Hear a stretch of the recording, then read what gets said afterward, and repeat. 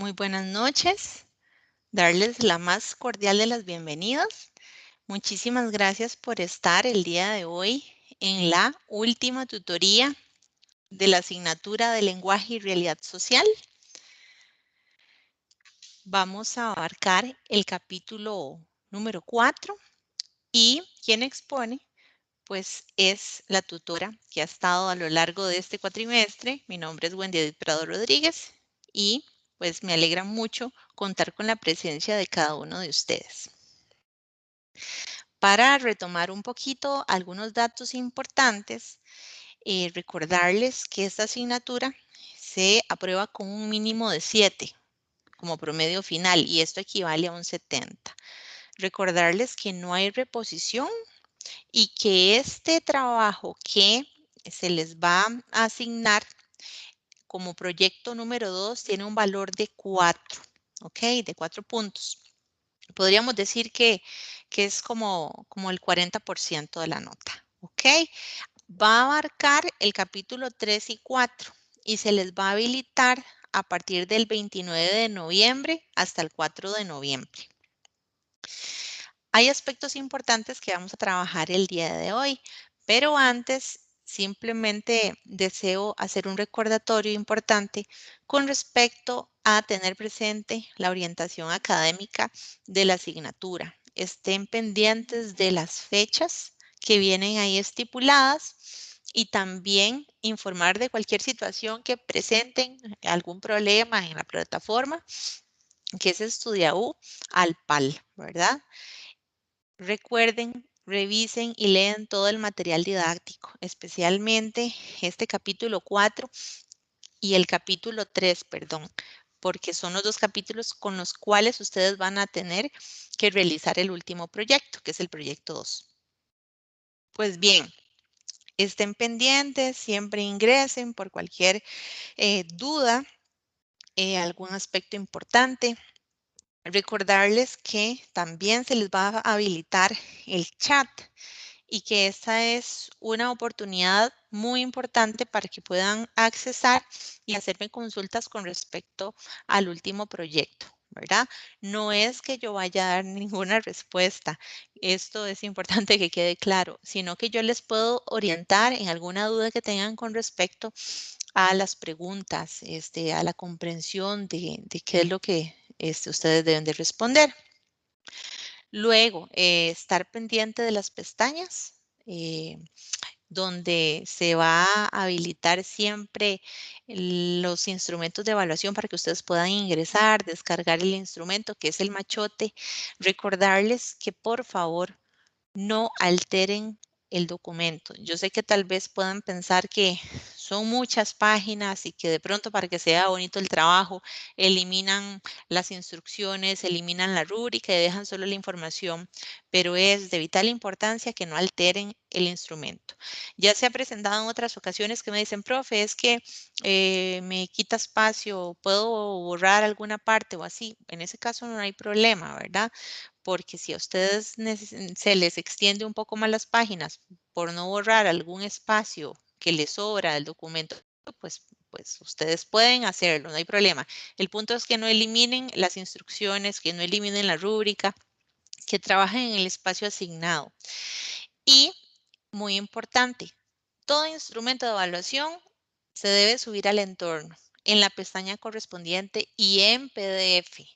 Hay que subirlo de esa manera, según el nombre y todas las indicaciones que ustedes ya conocen y también se les recuerda en cada instrumento, en cada tarea. Recuerden que no presentar alguno de los instrumentos implica prácticamente la pérdida de la asignatura. Si yo no presento un instrumento, no hay manera de que me den los puntos, a menos que de lo que presenté tengan un 2 por ahí y de pronto ya yo sé que voy obligatoriamente a tener que ganarme una nota bastante alta para que me den los números, ¿verdad? Así que eso es muy importante que lo tengan en cuenta.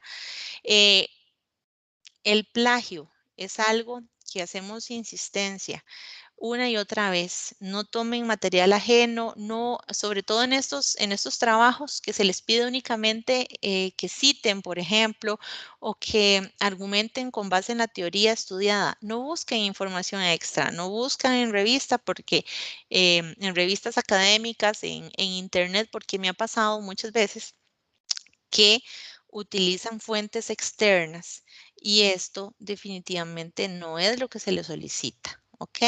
Por favor, no lo hagan porque corren el riesgo de perder puntos, ¿verdad? Y esto no es lo que queremos. Yo creo que entre más nos apeguemos a las instrucciones, pues muchísimo más van a ser las probabilidades de que con éxito puedan culminar esta última etapa de la asignatura.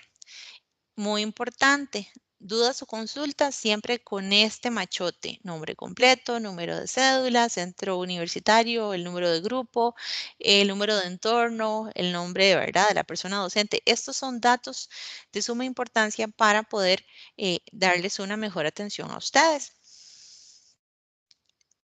Luego, doña Ana Cristina, recordarles que ella resuelve cuestiones estrictamente académicas, ¿verdad?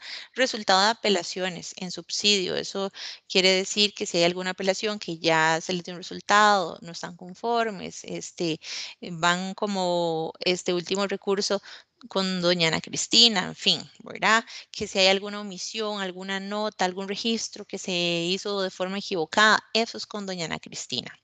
Ahora, recuerden que yo tengo un horario de atención y ahí lo tengo en la plataforma disponible para que ustedes sepan en qué momentos que yo voy a estar atendiendo dudas. Si les atiendo antes, maravilloso, pero es importante que tomen en cuenta que ese es mi horario. Entonces, para que tengan ahí un poquito de paciencia también, yo sé que a veces en medio de la angustia se busca una respuesta inmediata, pero como decimos, alma calma y yo voy a estar atendiendo con todo gusto las circunstancias, preguntas que ustedes vayan teniendo a lo largo del proceso. Los avisos, ¿verdad? Reiterados del uso de redes sociales que no son oficiales a la cátedra, pues no son un medio de comunicación que nosotros avalamos, que nosotros como cátedra avalamos. Así que, bueno, esto es un recordatorio para que lo tengan siempre presente. La agenda del día de hoy va encaminada a dos aspectos. El primero es la explicación del capítulo 4. Vamos a ver aspectos importantes que deben de manejar para que puedan pues facilitar ese aprendizaje. Y como último punto del día de hoy, tiene que ver con aspectos importantes que deben de tomar en cuenta para el proyecto 2. No es que yo les vaya a explicar en qué consiste el proyecto, pero sí decirles cuáles son las cosas que ustedes deben de hacerle énfasis, cuáles son las cosas que tienen que tener claras, los temas que tienen que dominar y unos aspectos ahí importantes que necesito que queden claros para que ustedes puedan culminar este último proyecto con éxito. Estoy segura que así va a ser. ¿Ok? Este es el último esfuerzo. Yo sé que ya se siente como diciembre, ese anhelo de las vacaciones, de época festiva, de ya el descanso, pero muy importante llegar hasta el final y dando lo mejor. ¿De acuerdo? No sé si me están escuchando porque veo como que hay mucho silencio. ¿Sí me escuchan? Sí, profe, sí se escucha perfecto. Buenas Bueno, noches, profe, se lo escucha bien. bueno, Sí, qué dicha. sí, Espero que mano. estén con un chocolatito caliente y agua dulcita porque está haciendo mucho frío. Bueno, en este capítulo 4 vamos a ver estos temas. El primero tiene que ver con significados. Bueno, el capítulo 4 se llama significados, textos y realidades posibles. Vean ustedes que este es el capítulo final y en este capítulo tenemos una doble función. Por un lado, es la conclusión de todas las ideas centrales que hemos visto a lo largo de los 3 capítulos anteriores. Y por otro, se encierra una propuesta para modificar, intenta que nosotros podamos transformar nuestra experiencia de la realidad social y de nuestra relación con el lenguaje. De cierta manera, esta asignatura ha permitido que ustedes puedan comprender que el lenguaje no se limita únicamente a la comunicación, sino que permite la creación de realidades. Y esto es muy importante porque a la hora de concluir con esta propuesta, ustedes pueden sintetizar, ¿verdad? De alguna manera esa invitación para que abandonemos el realismo ingenuo que ya habíamos visto en capítulos anteriores. Esta noción ciega de no cuestionamiento, de creer que la realidad es tal cual se nos presenta ante nuestros ojos, que nuestra percepción de la vida es la única verdad y que el resto no coincide o sencillamente no forma parte o lo que no tenga una relación directa con nuestra forma de pensar, de creer, de sentir, es anulada.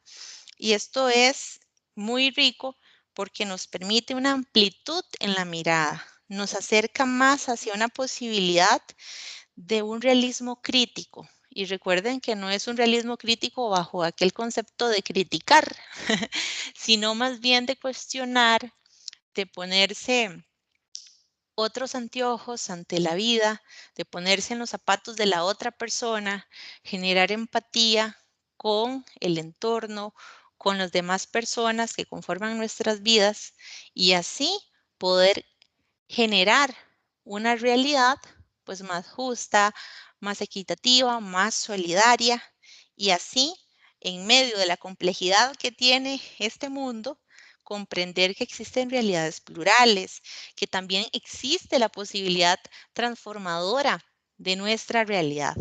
¿Y cómo? Por medio del lenguaje. Pero el lenguaje implica mucho pensamiento, mucha conciencia y una labor de empatía. Bueno, esto es precisamente lo que vamos a abarcar en el capítulo 4, ¿verdad? Es a modo de resumen, una conclusión en donde podríamos comprender que el lenguaje tiene una función vital para generar realidad y para transformar aquello que de pronto nos damos cuenta no es tal cual aparece ante nuestros ojos. Si bien nosotros estudiamos en los demás capítulos la influencia que tiene el lenguaje sobre la percepción, sobre el pensamiento, cómo es que el lenguaje participa de la organización social, cómo también influye en las relaciones de poder, ahora ustedes están en la tarea de comprender y de interiorizar y de apoderarse del lenguaje. ¿Por qué? Porque este tiene un potencial liberador, tiene un potencial creativo. Y a partir de ahí, ustedes van a ver que existen muchas maneras de nombrar, muchas maneras de significar las cosas. De pronto esos signos van siendo una creación cultural, van siendo una señal de movimiento y a partir de ahí, de estas convenciones sociales, podemos generar nuevas relaciones, nuevas formas de generar significados capaces de ver formas distintas con respecto a la realidad. Tener nuevas visiones de mundo, tan importante. ¿Para qué? Para que nosotros como personas que estamos dentro de un orden, ahí de pronto podamos ir generando nuevos sistemas de significación cultural, nuevas formas de experimentar el mundo, nuevas perspectivas o bien nuevos esquemas particulares con respecto a la realidad que nosotros vivimos y con la que compartimos. Muy bien. El objetivo general que nos reúne el día de hoy tiene que ver precisamente con transformar el realismo ingenuo en uno crítico, esta es la meta máxima que tenemos para concluir esta última tutoría y para darle fin a este libro de lenguaje y realidad social de Janet Amit. ¿Cómo podríamos generar ese realismo ingenuo? ¿Cómo podríamos transformarlo en uno crítico? Bueno, a partir de un accionar creativo. Sí, estamos hablando de creatividad. A partir de la creatividad podríamos, de cierta forma, construir formas alternativas, diversas de ser, pensar, decir y hacer. Así que espero que disfruten mucho esta última etapa y les tengo una breve cita de este pensador, Howard Gardner, que dice así: la capacidad para resolver problemas permite abordar una situación en la cual se persigue un objetivo, así como determinar el camino adecuado que conduce a dicho objetivo. Los problemas por resolver van desde crear el final de una historia hasta participar anticipar un movimiento de jaque mate en ajedrez, pasando por remendar un edredón. Los productos van desde teorías científicas hasta composiciones musicales, pasando por campañas políticas exitosas. En esta cita, lo que pretendemos es que cuestionemos, ¿verdad?, a ese concepto de inteligencia. ¿Cómo podemos redefinir eso que se concibe como inteligencia? Así que esto tiene que ver precisamente con la idea de definir. Si yo les dijera a ustedes, ¿qué es la inteligencia? ¿Cómo pueden definir ese concepto? Claro, desde una comprensión amplia, plural, que tengan en cuenta las implicaciones en el aprendizaje, en la vida cotidiana de una persona, de nosotros mismos. ¿Hasta qué punto este concepto que puede generar cada uno de nosotros, de pronto lo que hace es limitar realmente las capacidades de una persona? Que ustedes puedan diferenciar entre las características del pensamiento convergente, ¿verdad?, que es propio de la inteligencia, y las del pensamiento divergente, que son aquellas propias de la creatividad. Y si nosotros nos preguntamos, ¿qué es eso? ¿Qué es la inteligencia? Bueno, en sí la respuesta a esta pregunta no es nada sencilla, porque incluso los expertos en el tema no necesariamente están de acuerdo al dar una definición. Una posible definición de tantas que han dado es esta de Matlin, que dice que la inteligencia es la capacidad de adquirir y usar el conocimiento necesario para adaptarse exitosamente a una cultura particular. ¿Ok? Entonces, vean ustedes que este concepto de inteligencia abarca múltiples habilidades cognitivas. Algunas ya las hemos estudiado antes, por ejemplo, la percepción, el concepto de aprendizaje, la memoria, la resolución de problemas y el razonamiento. Posee también una dimensión práctica que está relacionada precisamente a cómo es que nosotros podemos resolver problemas, cómo podemos alcanzar una meta. Y a continuación les voy a enumerar algunas de las características presentes en lo que diríamos una persona idealmente inteligente. ¿A qué se aspira? Una persona idealmente inteligente posee inteligencia verbal. ¿Qué es eso de la inteligencia verbal? ¿Cuáles son las características? La primera es que muestra un amplio vocabulario. Domina el lenguaje, comprende el significado de las palabras, tiene muchos términos, muchos conceptos, muchas palabras, un dominio maravilloso del vocabulario. ¿Qué más tiene una persona idealmente inteligente que posee la inteligencia verbal? Lee con alto nivel de comprensión. Y por último, manifiesta una gran curiosidad por conocer, por aprender, por cuestionarse. Esas son las características de la inteligencia verbal. Ahí ustedes pueden ir haciendo como una autoevaluación.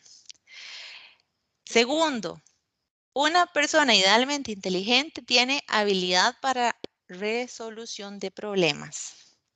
Va a ser capaz de aplicar su conocimiento a la resolución de problemas, de resolver. Pensemos en no solamente en la parte académica, sino en la parte laboral. Se presenta una situación inesperada. No se conoce cómo solucionar aquello, pero de pronto tiene una gran capacidad para resolver, para no quedarse en parálisis, para no quedarse en pánico, ¿verdad? O bien reaccionar mal con respecto a alguna situación adversa que se está presentando. Y no solamente en el trabajo, piénsese también en la vida misma. Segunda característica de una persona idealmente inteligente que tiene habilidad para resolución de problemas, va a tomar buenas decisiones. Y por último, plantea los problemas de una manera óptima. ¿Eso qué quiere decir? Que no plantea un problema de una forma catastrófica, en donde no hay salida, donde no encontramos la solución, sino que donde ve el problema, ve la oportunidad. Y como tercer punto, una tercera característica de una persona idealmente inteligente es la inteligencia práctica. Una persona que tiene inteligencia práctica evalúa adecuadamente las situaciones. Puede ver, como quien dice, con lupa, sin juicios de valor que anulen la comprensión de aquella situación. Puede determinar cómo alcanzar las metas, sabe cuál es el camino a seguir, tiene un objetivo y sabe cuáles son los pasos que tiene que dar para lograrlo. Y por último, una persona con inteligencia práctica evidencia estar consciente o ser sensible respecto al mundo que le rodea. ¿Ok? Entonces, estoy segura que muchos me van a decir, yo tengo todos.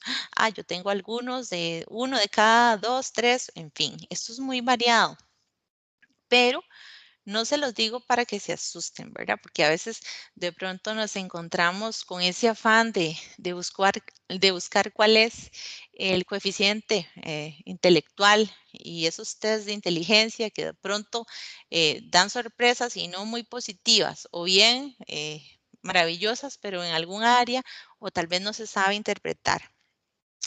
Vean ustedes que el mayor interés por la inteligencia como una característica descriptiva del ser humano, en realidad es bastante reciente, es de unos años para acá y tiene un vínculo directo con la educación.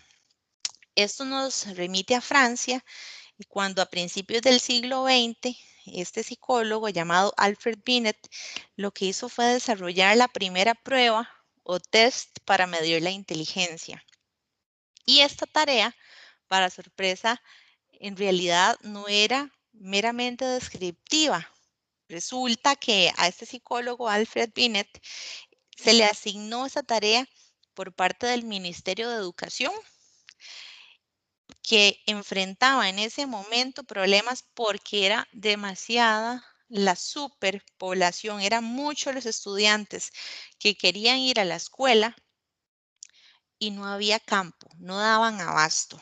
Entonces, el propósito de este test era predecir el desempeño de las personas en un sistema educativo formal con el fin de identificar aquellas cuyo éxito en el estudio era poco probable y así pues descartarlos. Entonces la idea era también reubicarlos en un sistema alternativo de educación. Pero vean ustedes que surge no como una forma descriptiva en la que permitiera a la persona generar un autoconocimiento, sino más bien hacer un descarte de quién sí y quién no.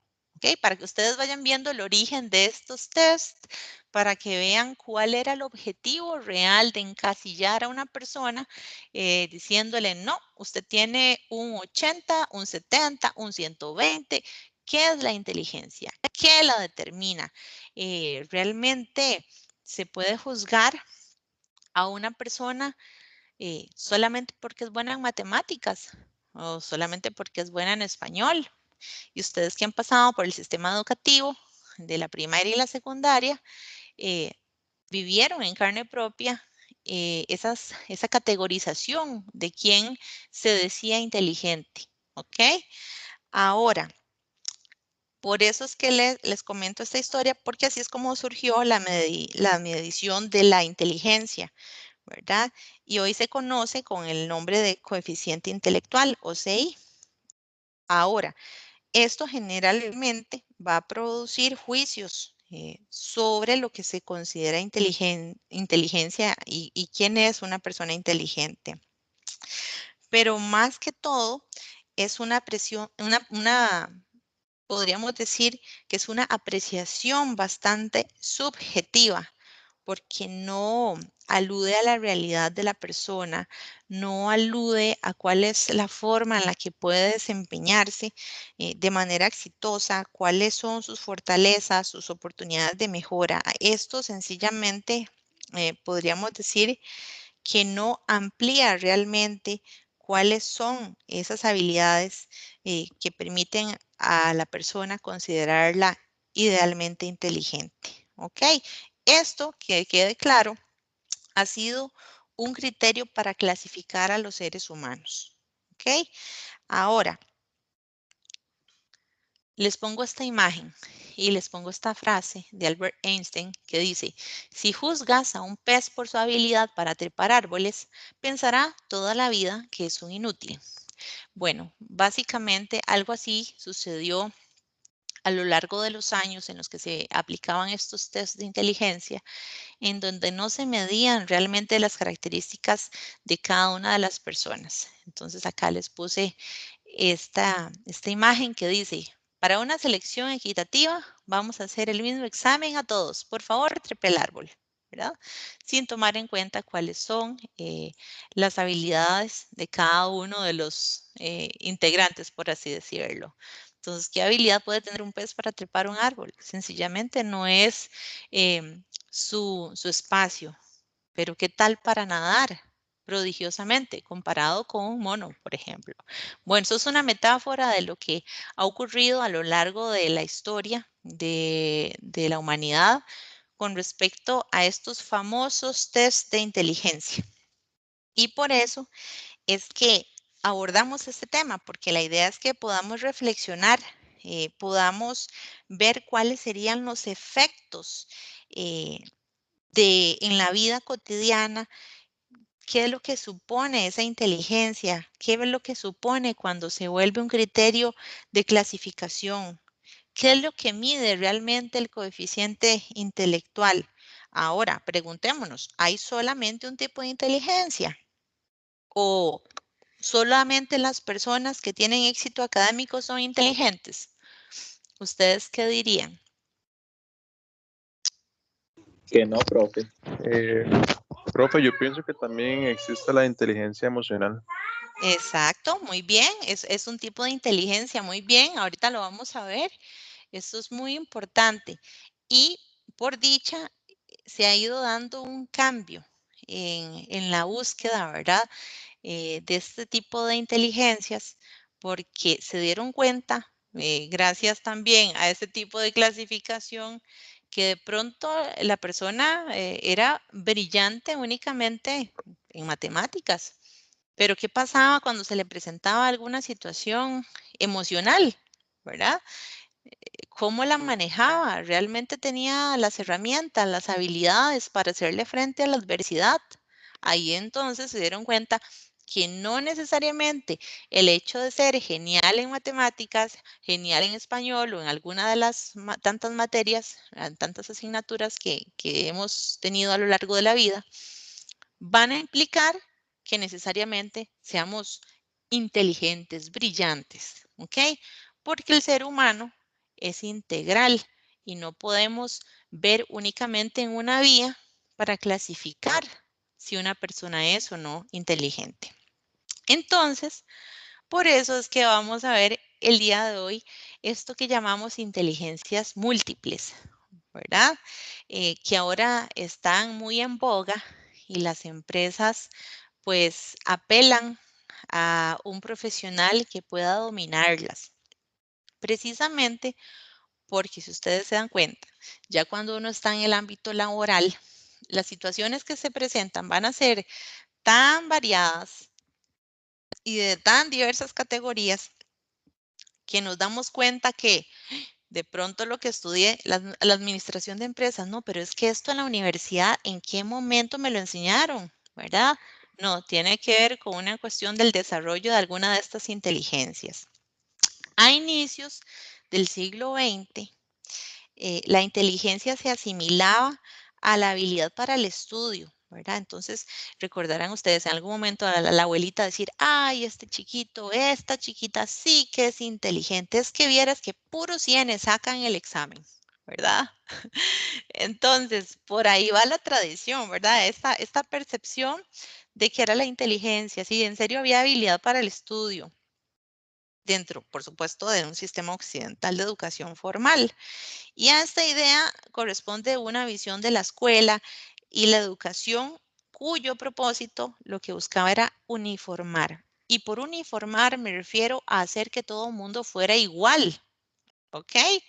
Era de cierta forma generar una mentalidad de maquila, una mentalidad de fábrica en donde todo el mundo pensara de la misma manera, actuara de la misma manera. ¿Por qué? Porque era más sencillo el manejo del personal. ¿Ok? Ahora, por eso es que buscamos una mirada desde el realismo crítico. Porque crean ustedes o no, muchas personas han vivido toda su vida mortificadas por el hecho de que en algún momento tuvieron la mala suerte de hacer un test o que alguno de estas personas lo encasillara y le dijera, no, es que usted solo sirve para esto. ¿Y qué pasó con el resto? ¿Y qué pasó con la posibilidad de transformarse, de aprender y de generar nuevos conocimientos, nuevas habilidades? ¿Ok? Hay un concepto muy importante que aquí no viene en el libro, pero es el de la neuroplasticidad. Y eso quiere decir que nosotros no estamos hechos. Nosotros no estamos encasillados, determinados por quiénes somos en este momento o las habilidades que poseemos actualmente, sino que tenemos la capacidad de ir generando nuevas conexiones neuronales, nuevas formas de ver, de actuar, de aprender y a partir de ahí vamos incrementando los distintos tipos de inteligencias. ¿Ok? Ahora, ¿qué pasa si nosotros comprendemos esto? Bueno, vamos a tener una manera más eficiente, digamos que más armoniosa de relacionarnos con el mundo, de percibir la realidad ya no como algo hostil, como algo caótico y de pronto empieza a afectarnos, ¿verdad? A nivel emocional, desde la autoestima, el no sentirnos capaces por algo. Pero por eso les digo la importancia de comprender y de cuestionar qué es realmente lo que se percibe como la inteligencia, desde dónde viene y por qué iniciaron con esa clasificación. Generalmente uno no se cuestiona esto. Dicen test de inteligencia y uno es el primero que va y le da clic al enlace para ver qué me sale, cuánto me gano. Pero no nos damos cuenta las implicaciones que tiene ese tipo de clasificación. Desde dónde viene, por qué y para qué. ¿Ok? Ahora, estos test y la medición del coeficiente intelectual lo que van a hacer es limitar lastimosamente la noción de inteligencia, porque el énfasis está más que todo en predecir el éxito escolar dentro de un modelo convencional, el modelo convencional vigente, que es precisamente para un sistema educativo. Ahora, esto definitivamente no va a augurar, no implica que una persona vaya a tener éxito profesional o éxito en la vida, ¿ok? Por eso es tan importante agarrarlo con pinzas, ¿ok? Ahora, podríamos reflexionar, ¿cuál es la conducta humana inteligente? Porque no solo quienes tienen éxito académico deberían considerarse personas inteligentes. Más allá de esa definición, que, por cierto, es tradicional de lo que se considera inteligencia, hay otros aspectos que también van a ser parte de esta y no se les suele asignar el mismo valor, la misma importancia. Como les digo, este tema de las inteligencias múltiples sí es algo más, pues, actual, más novedoso, que ha ido transformando esta visión tradicional o antigua de concebir lo que implicaba o significaba la inteligencia. Ahora, vean ustedes que hay una inteligencia de lo cotidiano, ¿verdad? ¿En qué sentido? Es una inteligencia práctica, es una inteligencia que me permite a mí relacionarme con la vida cotidiana, desde que me levanto, qué es lo primero que hago, cómo resuelvo las carreras, con el desayuno, con los chiquillos, con resolver las asignaciones que tengo en el trabajo, en la universidad. ¿Cómo me acomodo yo para lograr objetivos? ¿Cómo logro yo tener un equilibrio en mi vida cotidiana? Esa es una inteligencia desde lo cotidiano, desde lo que yo tengo a mano. No pensemos en la inteligencia, la capacidad por resolver ejercicios ahí de ecuaciones, ¿ok? ¿Desde qué hago yo si se me revienta un tubo y estoy en una carrera? ¿Qué hago? ¿Cómo resuelvo la fuga de agua? Es que pensemos en cómo se resuelve desde lo cotidiano los aspectos que se nos van presentando día con día, ¿ok? Ahora, muy importante, vamos a ir comprendiendo que esta habilidad va a estar siempre en constante interacción y, por supuesto, que implica una satisfacción en la forma en la que se resuelven las cosas. Ahora, cuando hablamos de inteligencias múltiples, hay que entender que las personas, nosotros los seres humanos, somos seres polifacéticos, ¿verdad? Y no solamente nosotros, sino que también la inteligencia, ¿ok? Es decir, tiene muchas facetas, tiene muchas variantes. Y esta es la idea base de la teoría de lo que les estoy presentando ahorita como teoría de las inteligencias múltiples, que es una propuesta que consiste en dejar de medir, en dejar de cuantificar, en dejar de clasificar, en dejar de decir, Wendy tiene un 70, Mario tiene un 100, Patricia tiene un 180, ¿ok? Dejar de cuantificar. ¿Por qué? Porque nosotros no somos cosas que se miden, no somos objetos que se miden por peso, por número. En cuanto a la inteligencia, tienen ciertamente que ponerse más atención a la forma diversa que tenemos como seres humanos. Así como cada uno de nosotros es único y repetible, así vamos a tener una inteligencia única e irrepetible. Y no solamente una, como les digo, poseemos distintos tipos de inteligencia. Y no quiere decir que si yo poseo la inteligencia lingüística, pero no tengo la lógica matemática, no quiere decir que yo no la pueda desarrollar. ¿Ok? Ahora, eh, es muy importante que este planteamiento, que es original de Garner, ahí se distinguen 7 inteligencias y las vamos a trabajar ahorita en este momento para que vayan ustedes pues tomando nota y viendo cómo nosotros tenemos de esas inteligencias pues varias o bastantes, en fin. Cada quien va a tener sus particularidades. La inteligencia lingüística, si bien el lenguaje es una facultad de todo ser humano, porque ya lo traemos desde que nacemos y adquirimos el lenguaje y logramos verbalizar y así pues comunicarnos, no todos alcanzamos de igual forma ese desarrollo como hablantes de una lengua. ¿Ok? Habrá quienes dicen, uy, sí, a mí esta cuestión desde que estaba en la escuela, me acuerdo que el español pues no era como de mis favoritos, de pronto me costaba la redacción o la comprensión de lectura no era lo mío, ¿ok? Esta inteligencia supone el buen manejo del código lingüístico, que abarca desde el uso de un amplio vocabulario hasta la capacidad para elaborar discursos orales. Esa facilidad de hablar en público. Ustedes recordarán cuando les tocaba hacer una exposición o bien que de pronto les pidan dar unas palabras para algún acto conmemorativo, ¿ok? ¿Cómo lo han abordado a lo largo de sus vidas? Desde la forma de escribir, ¿ok?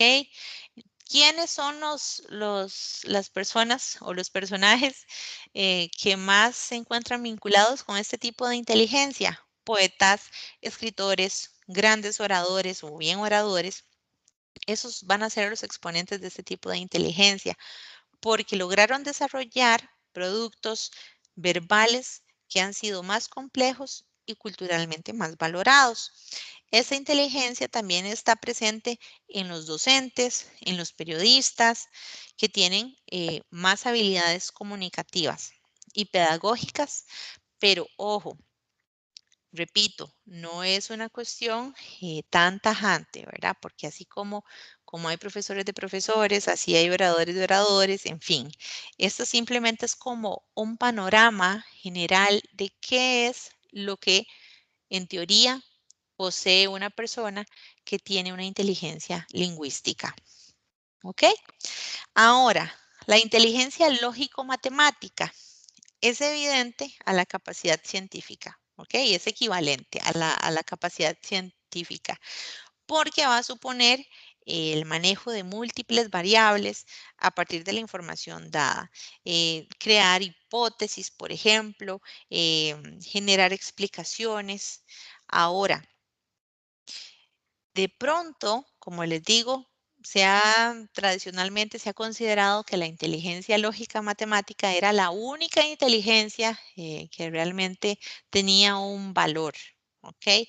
Y quien no fuera bueno en matemáticas de una vez descartado, ¿ok? Porque precisamente ha sido parte de esa noción tradicional de que las habilidades van más en torno a lo lógico matemático o incluso a la parte lingüística, ¿ok? Ahora, ¿qué lugar privilegiado se le dio a estas personas que poseían estas habilidades, este tipo de inteligencia? Bueno, generalmente bastante elevado y de pronto a los que no iban a ser a menudo ignoradas o bien no iban a tener un rol tan presente o participativo desde llámese la clase, llámese actividades sociales, ¿verdad? Llámese en el trabajo. Y por eso es que es importante tomar con pinzas ese tipo de clasificaciones, porque son muy delicadas. Determinar a una persona por su habilidad en una de estas áreas, pues en realidad sería bastante limitante. ¿Ok? Ahora, una inteligencia espacial permite formarse un modelo mental en 3 dimensiones del entorno espacial sobre el cual se puede maniobrar. Esta persona va a tener capacidad para ubicarse en un mapa, en una ciudad, recordar direcciones, moverse, acomodar los objetos en un lugar para que sean funcionales, estéticamente visibles o agradables. Pensemos en el caso de los navegantes, pensemos en el caso de un chofer, ¿verdad? De un conductor. Pensemos en un ingeniero, pensemos en las personas que practican algún tipo de profesión que tenga que ver precisamente con estructuras, ¿verdad? Porque implica también la posibilidad de visualizar esos objetos, no solamente porque están ahí presentes, tal vez no estén, pero tienen esa capacidad imaginativa de ubicar en una situación especial diversas perspectivas. Ahora, muy importante, ¿qué pasa con las personas no videntes? Bueno, resulta que las personas ciegas tienden a desarrollar más esta inteligencia porque lo que hacen es contrarrestar esa pérdida de la percepción visual. La inteligencia musical va a suponer la sensibilidad para comunicarse mediante formas musicales. La podemos ver en compositores, la podemos ver en los intérpretes. Por ejemplo, se manifiesta en la habilidad para cantar con una voz bien afinada o ejecutar algún instrumento musical. Y como les digo, no son cosas eh, que de pronto si yo no canto afinadamente porque no se me dio de forma natural ese talento, no quiere decir que yo no la pueda adquirir, ¿verdad? Puedo llevar clases de música y clases de canto y así ir adquiriendo nuevas técnicas y conocimientos y habilidades. Por eso les digo que es muy importante comprender esto desde una perspectiva amplia, ¿ok? Ojalá desde la neuroplasticidad, desde esa capacidad que tiene nuestro cerebro de generar nuevas conexiones y nosotros de irnos reinventando conforme pues vamos día con día. Ahora bien, ¿cómo podemos ver la inteligencia musical en la capacidad para apreciar, para juzgar creaciones musicales en general? Luego tenemos la inteligencia corporal o la cinética. Y esto lo que implica es la habilidad para resolver eficazmente problemas o elaborar productos con el cuerpo y su movimiento. Ahí tenemos bailarines, ahí tenemos las personas que se dedican a las artes dramáticas, ¿verdad? Encontramos esta inteligencia en los atletas, en el caso de la danza, porque se utiliza el propio cuerpo para expresar ideas, para expresar emociones. Por su parte, en los deportes o juegos va a predominar una finalidad competitiva. Ahora, es importante diferenciar entre las habilidades de la motora gruesa. La motora gruesa es la de los movimientos y cambios de posición del cuerpo y de la motora fina, que son los movimientos más complejos y delicados. No sé si ustedes recuerdan cuando estaban en el kinder o en una escuela que la maestra los ponía a hacer bodoquitos o los ponía a hacer ciertos trazos. No sé si lo recuerdan. Bueno, este tipo de movimientos, desde jugar con la arena, jugar con la plasticina, lo que hacía era pulir esa motora fina, generarles a ustedes la habilidad de generar movimientos más delicados, más complejos. Esto lo podemos ver también en la caligrafía, ¿verdad? Y es parte de esta habilidad de coordinación que tiene entre la vista y la mano, ¿verdad?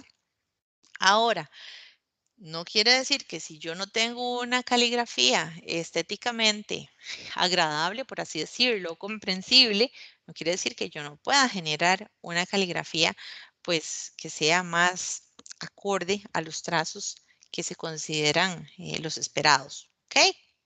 ¿Quiénes más tienen inteligencia corporal o cinética? Los artistas, los artesanos, ¿verdad?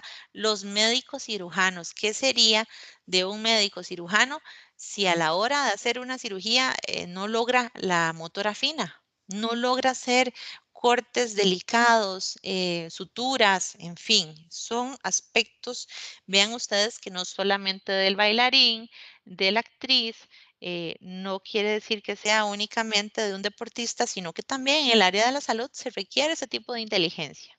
Y podríamos hacer un sinónimo de inteligencia con habilidad, ¿verdad? Ahora, la inteligencia interpersonal, esta, vamos a ver en qué consiste. En realidad corresponde a la capacidad para manejar información social o emocional y así entender a las otras personas. Es una inteligencia que me permite a mí empatía, comprender qué es lo que le interesa a la otra persona, cuáles son las necesidades que está enfrentando, cuáles son las verdaderas intenciones de aquel mensaje que me está dando o cómo ser yo asertiva en aquello que quiero expresar. Cómo manejo, cómo gestiono mis estados de ánimo, cómo manejo la motivación, y en general, cómo manejo yo mi forma de actuar. Ante una injusticia, ante algo que me enoja terriblemente, ¿cuál es mi forma de actuar? ¿Actúo de la mejor forma o de pronto mi forma de responder ante una situación que ante mi realidad resulta indignante, resulta pues negativa? ¿Cómo reacciono? ¿Ok? Entonces, esto precisamente, este desarrollo de los distintos escenarios que van a presentarse a lo largo de la vida, es lo que me va a permitir a mí comprender, ¿ok? Cómo está mi dominio con respecto a esa inteligencia interpersonal. ¿Dónde podríamos ver estas actividades? ¿Dónde se requiere ese tipo de inteligencia? Bueno, por supuesto que en la vida misma, pero lo vamos a ver en mayor presencia en el área de ventas, en la política, o en cualquier tipo de liderazgo. Piénsese en las personas que tienen el puesto de jefe, ¿verdad? En los profesionales que se dedican a la psicología, en los docentes o un papá o bien una mamá. ¿Ok? ¿Qué sería de un papá o de una mamá si no tiene una inteligencia interpersonal. ¿Cómo sería esa forma de desempeñar, pues, resolver esas necesidades que van a presentar en la casa con sus hijos, en fin, ¿ok? Ahora, con esta inteligencia, la interpersonal, se va a reconocer la importancia que tiene la interacción social. Es que nosotros no vivimos en una isla, ¿verdad? No vivimos en una soledad extrema donde no tenemos que interactuar con absolutamente ninguna persona. De esta inteligencia interpersonal va a depender la sobrevivencia del ser humano, ¿ok? Porque nosotros, que hemos sido humanizados a través del vínculo comunicativo con otras personas, vamos a ver que en la vida cotidiana coexistimos, ¿ok? Estamos en una constante interrelación, participación, competitividad o cooperación con las demás personas. Gran parte de estas actividades que realizamos van a ser sociales. Esto quiere decir que requieren sí o sí de la participación, del encuentro, de la presencia de otra persona. Y esto lo que hace es definitivamente explicar el valor que se le ha otorgado a la capacidad para comprender y para trabajar con los demás. Y esto lo vemos, por ejemplo, cuando en la escuela o en el colegio, incluso en la universidad nos dicen, bueno, el siguiente trabajo es grupal. Y habrá quienes dicen, ay no, qué pesadilla. O bien otros que dicen, no, no, no, ya yo no tengo tan malas experiencias con el trabajo en grupo, ¿verdad? Bueno, esto tiene que ver precisamente con la inteligencia interpersonal. ¿Cómo puedo yo comprender la realidad de los demás, amoldarme, adecuarme y hacer que las demás personas puedan trabajar y que todo funcione, ¿verdad? No solamente dentro de un trabajo específico, sino también dentro de una organización social. La inteligencia intrapersonal es muy particular porque se orienta hacia adentro de la persona. Y esto lo que va a permitir es desarrollar una comprensión clara de sí misma. Esto quiere decir que yo puedo tener un autoconocimiento eh, de cómo me desenvuelvo, quién soy yo, cómo interactúo en la vida cotidiana. Gracias a este tipo de inteligencia, la intrapersonal, se va a lograr acceso a la propia vida emocional, ¿ok?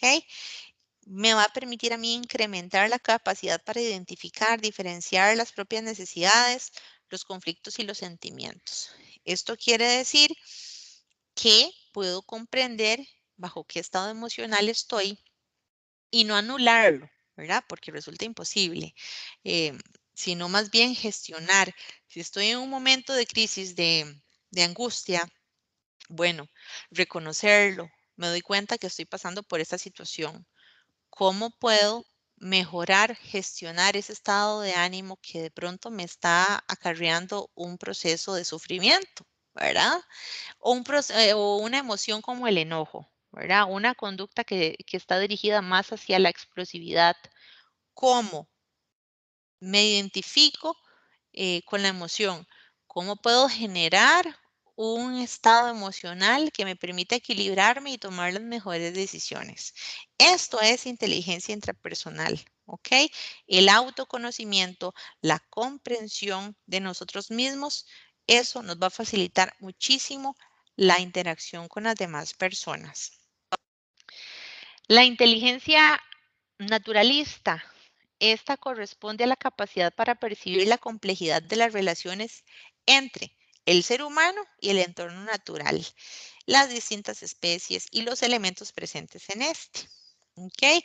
Ahí se van a poder comprender cuáles son los principios de la naturaleza, reconocer, diferenciar, clasificar. Podríamos pensar en biólogos, ¿verdad? Que están siempre en constante clasificación e investigación de las especies, del entorno de la naturaleza, veterinarios, por ejemplo, aquellas personas que se dedican a la biología, a la zoología, a la veterinaria, la ecología, por ejemplo, el paisajismo, el urbanismo, la agricultura, vean ustedes, tan importante que es la agricultura, el tipo de inteligencia que se necesita para trabajar en esta área, ¿ok? La inteligencia naturalista. ¿Cómo sé yo cuándo tengo que sembrar papas? ¿Y cómo sé yo que tengo que darle un mantenimiento al sembradío para que a pesar de las inclemencias climáticas no pierda la cosecha? ¿Ok? Son inteligencias muy importantes que hay que tomar en cuenta para no caer en el error de hacer exclusiones. ¿Ok? Ahora, la inteligencia emocional. Esta inteligencia me va a permitir a mí comprender cómo es que yo me encuentro en ese momento ante las circunstancias. ¿Cuáles son las emociones, por ejemplo?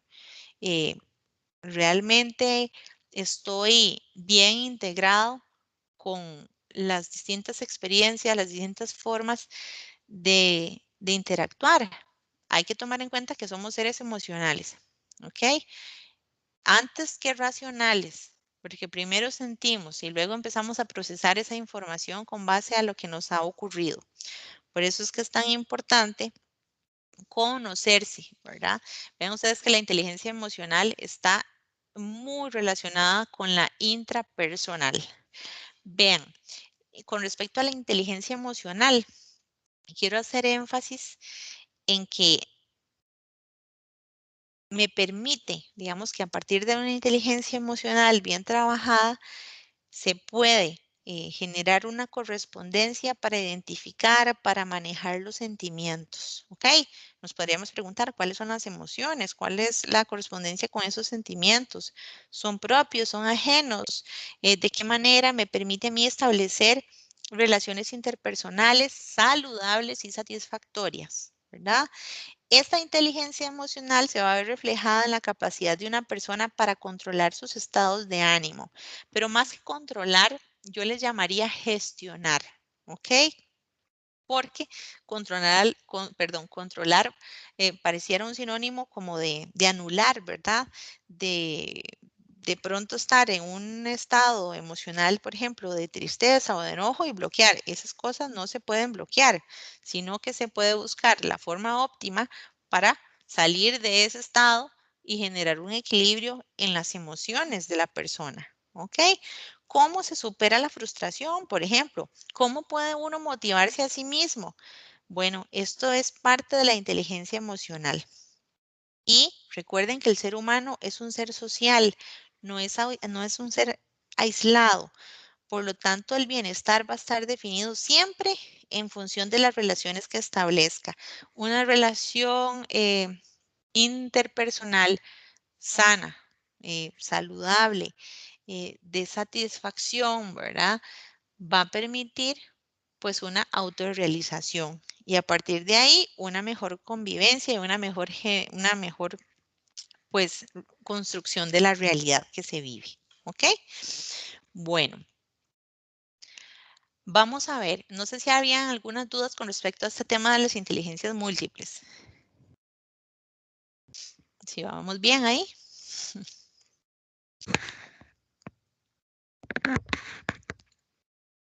Bueno, continúo. Con respecto a las inteligencias múltiples, también podemos ver que sea cual sea el tipo de inteligencia o ámbito donde ésta se manifieste, se trata de una habilidad que nos permite resolver algún tipo de problema. En este sentido, es un proceso que más bien está orientado hacia una meta que no está disponible de forma inmediata. Es un proceso de construcción, ¿ok? Ahora, la complejidad del mundo actual, por supuesto que va a multiplicar la información con la rapidez que resulta, con una rapidez tal que resulta imposible para una persona conocer lo necesario para resolver todo tipo de problemas. Vamos paso a paso, ¿verdad? Y por eso es que hablamos de los límites de la inteligencia, porque de pronto nos damos cuenta no lo podemos todo y está bien, ¿ok? Que estemos determinados por esa forma de ser y de estar en el mundo, no. Recuerden que siempre está la posibilidad de reinventarse y de conocerse y de aprender, ¿ok? Entonces, cuando hablamos de los límites de la inteligencia, sí, el mundo actual es sumamente complejo y en consecuencia, entre las habilidades primarias que cualquier persona debe desarrollar van a estar la búsqueda de fuentes de información pertinente y esto lo podemos ver a la hora de realizar un trabajo en la universidad. ¿Qué fuente utilizo yo para realizar un trabajo? ¿Cómo resuelvo un trabajo de investigación? ¿Cómo trabajo? ¿Cuáles son los recursos útiles, eficaces que me van a permitir a mí solucionarlo? Me voy por la vía fácil, busco información que no es confiable, copio y pego información que no sé si realmente es, primero que no es lo apropiado porque se está incurriendo en plagio, pero estoy haciendo ese tipo de acciones para resolver un trabajo. Recuerden que solucionar problemas no quiere decir agarrar lo primero que me encuentre para salir del paso, ¿verdad? Es que estas inteligencias me permiten a mí generar efectividad, pero de una manera que me permita a mí, pues, los mejores resultados con excelencia, ¿verdad? Ahora, eh, ¿cuáles son esos recursos útiles que me permiten a mí solucionarlo?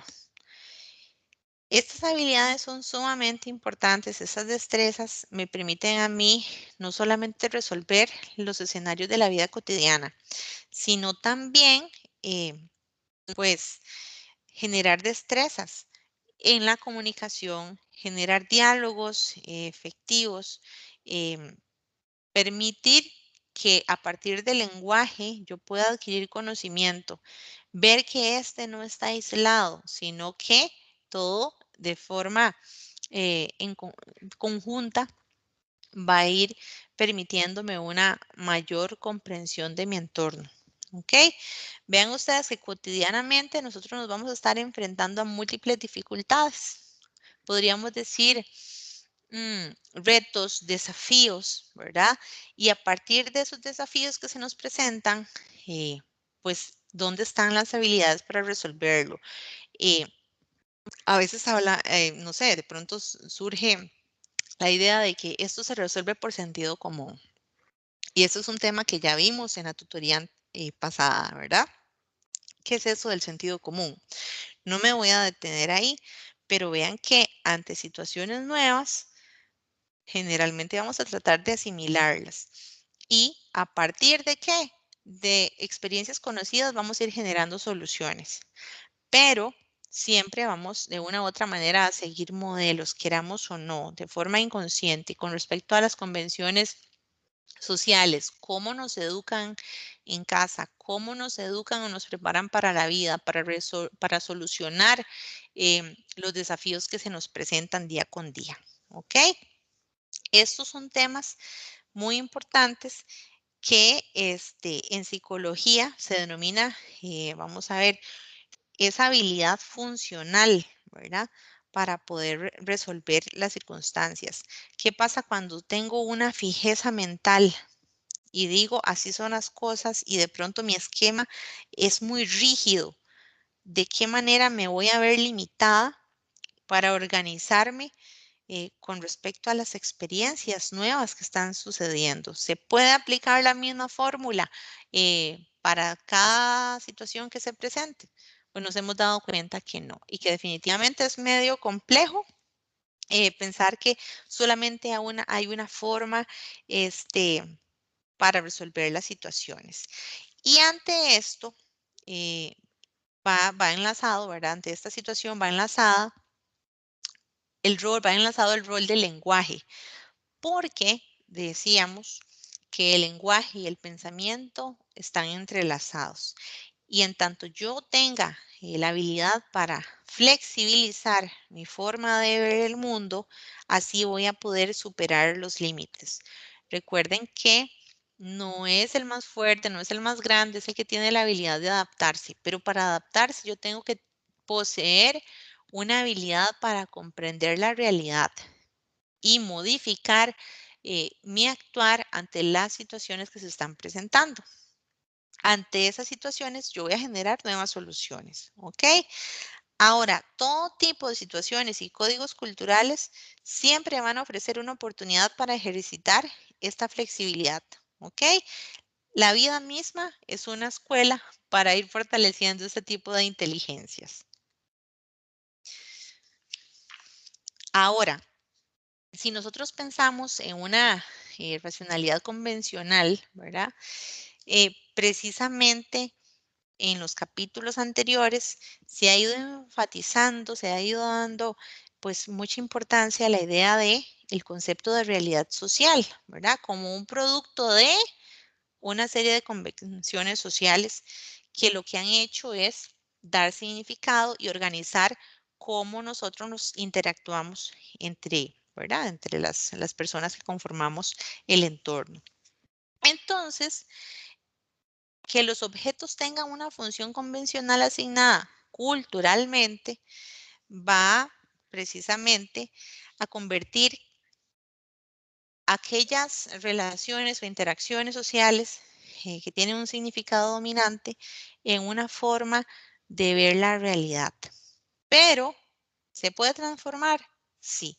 Definitivamente el pensamiento que ha sido caracterizado por la fijeza funcional no es que sea irracional, ¿verdad? Al contrario, se va a ir adecuando al orden cultural dado que va reproduciendo esas formas.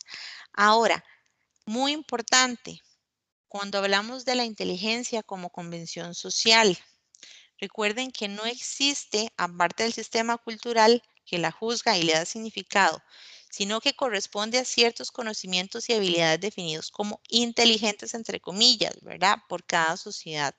Lo que se concibe como inteligente en nuestra familia, de pronto es completamente distinto a la de otra familia, o incluso de país en país, o de cultura en cultura.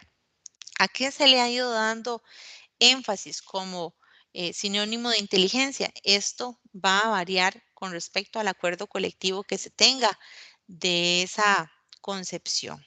¿Ok? Ahora bien, esto nos lleva a la siguiente parte. ¿Dónde está la creatividad? Si ya vimos los temas de la inteligencia y vimos las nociones de las habilidades, ¿dónde está la creatividad? ¿Qué nos convoca en este momento? Bueno, que podamos describir las características del pensamiento creativo. ¿Cómo es el pensamiento creativo? ¿Qué relación tiene la creatividad con el juego infantil? ¿Cómo podríamos explicar el sistema del psiquismo creador y su influencia potencial sobre la vida cotidiana de todo ser humano? ¿Cómo podríamos exponer los aspectos creativos que caracterizan el lenguaje como una facultad humana? Bueno, estos son unos temas que vamos a ir viendo. Definitivamente, la creatividad es un eje acá que nos permite transformar la realidad. Y aquí nos vamos a ubicar en el momento de nuestra infancia. ¿Cómo teníamos la capacidad de jugar incluso con los elementos más rudimentarios, desde jugar con piedras, jugar con arena, hacer que las cosas más sencillas cobraran sentido para nosotros? ¿Okay? Hay que recordar cuando estábamos en la infancia y de pronto podíamos jugar solos, podíamos jugar, como decimos, con la imaginación, amigos imaginarios, por ejemplo. Podíamos crear de un escenario todo un mundo maravilloso y lamentablemente a la hora de crecer dejamos de lado esa parte creativa que es la que sí nos va a permitir ya en nuestra etapa adulta resolver problemas. ¿Ok? Vean que no siempre alguien muy inteligente resulta igualmente creativo. Si bien comparten muchas características, no se trata de facultades idénticas. ¿Ok? Creatividad e inteligencia son conceptos que es muy importante tenerlos bien ubicados, porque la inteligencia busca diferenciar una respuesta correcta y desechar las demás, ¿verdad? La inteligencia busca como ese objetivo, especialmente cuando se trata de estrategias creativas, hacer esa diferenciación no es posible. El abordaje de los problemas es más abierto. Con la creatividad no nos interesa tanto cuál es correcta o cuál no, ¿verdad? Sino que tenemos una amplitud más rica. ¿Por qué? Pueden existir distintas respuestas correctas, no solamente una, ¿ok? En el caso de la inteligencia, se puede hablar de pensamiento convergente, es decir, orientado hacia lo convencional y por lo tanto evaluable en términos de su ajuste a lo esperado en la producción de una respuesta correcta. Eso es el lenguaje convergente. Recordarán ustedes el famoso marque con X, ¿verdad? Que vivimos a lo largo de la primaria y la secundaria. ¿Qué buscábamos ahí? Respuesta correcta únicamente. Por su parte, la creatividad se relaciona más bien con el pensamiento divergente. Si nosotros de niños tenemos esa, esa habilidad innata de ser creativos, de generar mundos, juegos, sentidos con respecto a las cosas o el entorno que tenemos, ingresamos a la escuela y nos inculcan, nos van educando para tener un pensamiento convergente. Claro, entonces empezamos a moldar nuestra forma de actuar únicamente buscando lo correcto, lo correcto. Y aparte, tradicionalmente, como cultura, tenemos una visión bastante eh, nefasta de lo que es el error, ¿verdad? Porque se ha trasladado lo que significa el error a la persona misma. Entonces ahí hemos tenido también, si lo vemos desde un realismo crítico, una peculiaridad con respecto a lo que es el error, ¿ok? Pero vean que esto es parte de la tradición del pensamiento convergente. En cambio, eh, conservar esa forma creativa de ver la vida, de trasladarlo a nuestro entorno cotidiano, es lo que nos va a permitir diversificar, producir respuestas originales, no enfocarnos en que existe una respuesta correcta, existen varias respuestas correctas que no están contempladas dentro de las convenciones sociales, sí, pero funcionan, aportan. Bueno, ahí está el pensamiento divergente y hacia eso es que queremos que podamos volcar la mirada para que empecemos otra vez a reconciliarnos con esa mirada creativa que poseíamos de forma tan innata en la infancia y que en la actualidad, ya como adultos, pues nos trae muchísimas facilidades. Usualmente se piensa que lo creativo está relacionado con la originalidad, con la novedad, pero para hablar de verdaderas soluciones creativas, estas más bien deben conjugar con la originalidad, ¿verdad? Más bien con un valor práctico, con la eficacia que tienen en ese momento. Por ejemplo, una forma inusual para eliminar una plaga de comején. ¿Qué podríamos decir? ¿Qué dirían ustedes? ¿Cómo se puede eliminar una plaga de comején en la casa? ¿Cuál sería una solución? ¿Será mejor Echar dice el profe.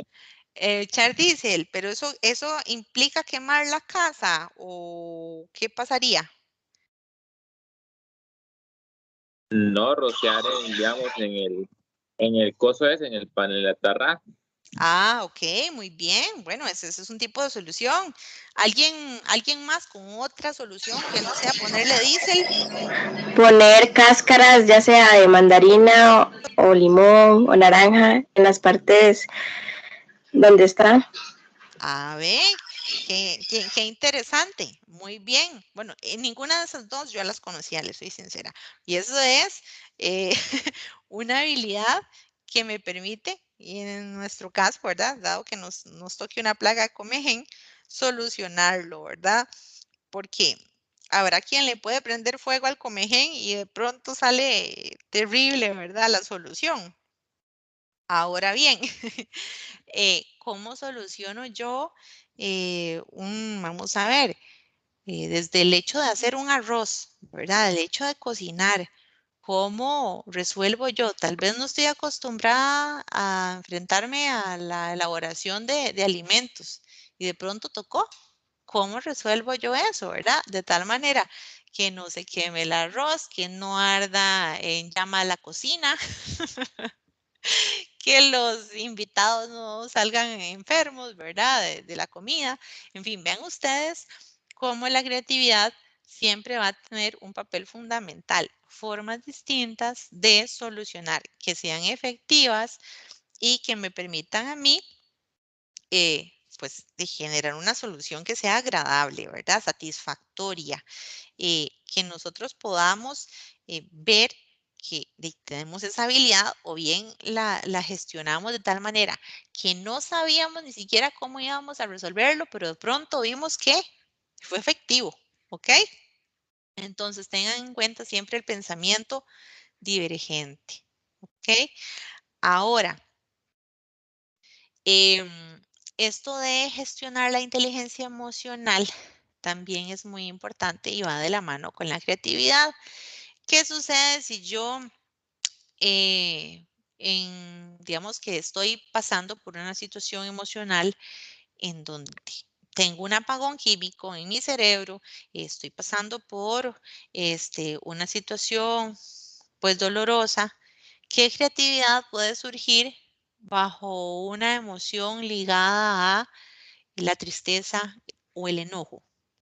Realmente yo puedo generar, eh, no sé, soluciones creativas. Vean ustedes cómo las emociones están ligadas estrictamente a esta forma de solucionar las adversidades, los problemas, ¿qué podríamos decir? Las oportunidades, ¿verdad?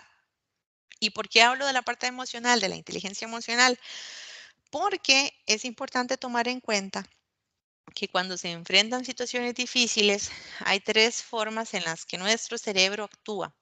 Una es el ataque, otra la huida o bien el bloqueo. Y comprender la forma en la que funciona nuestro cerebro es vital, porque no basta únicamente con comprender, estoy pasando por esta situación, claro, estoy actuando de esta y esta manera, sino cómo puedo yo gestionar eh, elementos, técnicas, herramientas para que yo pueda pues solucionar aquello y salir de un estado emocional que tal vez me está limitando hacia un tipo de solución creativa, ¿ok? Eso es muy importante tomarlo en cuenta. Ahora, ¿qué sucede con el juego? Remontémonos a la infancia, cuando jugábamos. Me gustaría saber cuáles eran algunos de los juegos en los que ustedes pues participaban cuando eran pequeños. ¿Qué jugaban? ¿Cómo jugaban? ¿Qué hacían?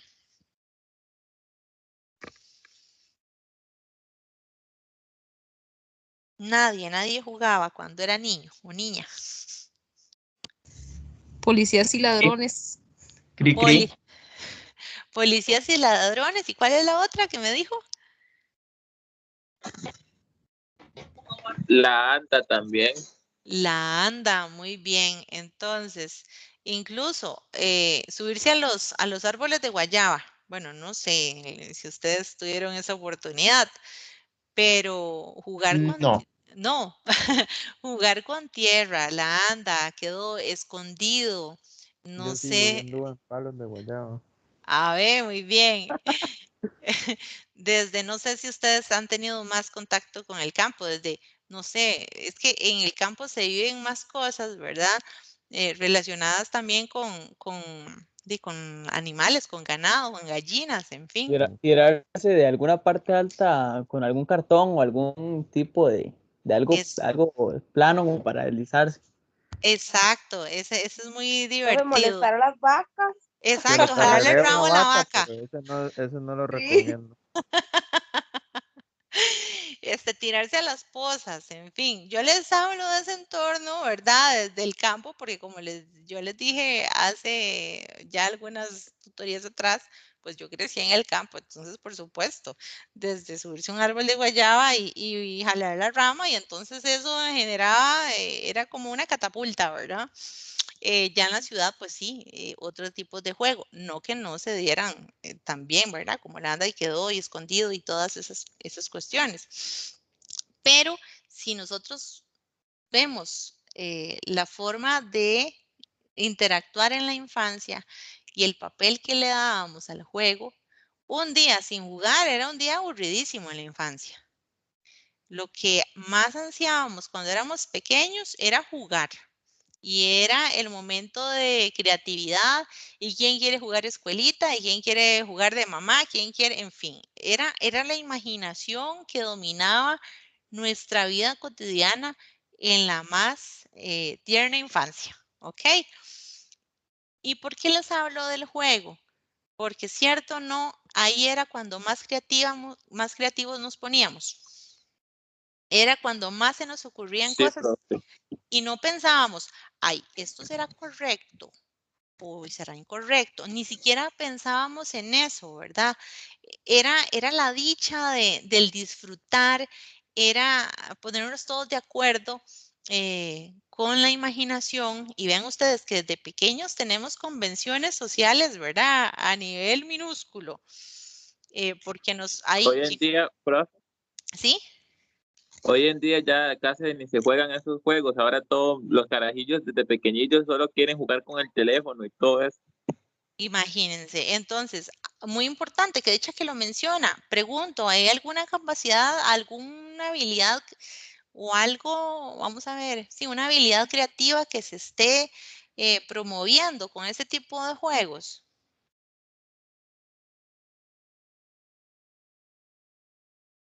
Realmente, La verdad no dudo, la verdad Todo no es dudo. consumismo. ok, muy bien, porque no interactuamos. Primero hemos perdido el contacto. Alguien me está diciendo algo, sí, lo escucho. No. Profe, sí, es cierto. Perdón, es cierto, digamos, tal vez no se está usando como la creatividad en sí, pero como lo dijo el compañero, ¿verdad? Como ya todos los chiquillos ahora es como mucha tecnología, entonces ellos desarrollan esa inteligencia de poder desarrollar, de poder usar todas esas cosas. Exactamente.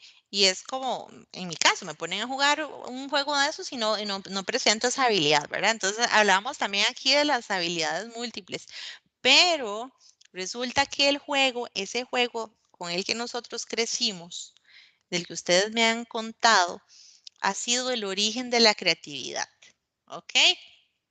Porque el hecho de poder generar un espacio de libertad, de correr, de llevar sol, ya este tipo de exploración del entorno, ya no, estas nuevas generaciones no lo viven como nosotros lo hicimos, ¿verdad? El entorno a la que esta generación se está exponiendo es más bien a entornos cerrados, ¿verdad?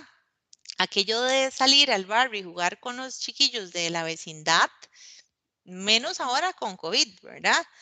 Pero sí ha sido una tendencia que ha venido a lo largo de los años. Y esta interacción es muy importante, es muy rica poder rescatarla, ¿ok? Porque las primeras experiencias de aprendizaje y de descubrimiento van a marcar la dinámica que va a caracterizar los procesos con los cuales nosotros vamos a adquirir conocimientos. ¿Ok? Ahora, ¿qué modelo de conducta, verdad? Y no estoy hablando de la habilidad del juego, sino qué modelo de conducta interpersonal va a tener, cuáles habilidades va a desarrollar.